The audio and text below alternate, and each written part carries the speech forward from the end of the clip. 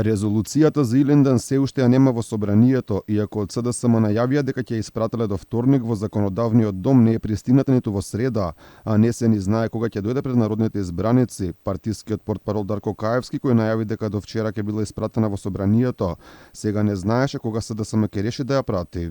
Не знам кога ќе биде испратена. Ќе свикам пресконференција, ќе ве информирам кога ќе ја испратиме. Инаку воопшто не се ни знае што оваа резолуција ќе содржи, а и која е потребата од нејзиното носење, ако се знае дека власта со прифаќањето на францускиот предлог веќе ја погази резолуцијата за преговорите со Бугарија изгласана од собранието во 2021 година.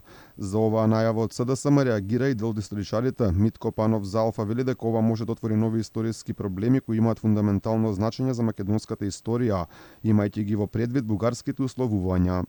Дали инициирањето на резолуција за Илинден не значи признание дека во иднина би се отвориле вакви историски проблеми кои имаат фундаментално значење за Македонија, со внесувањето на бугарите во уставот како држава творен народ, имајќи ги предвид билатералните протоколи и отворените условувања од страна на бугарските политичари.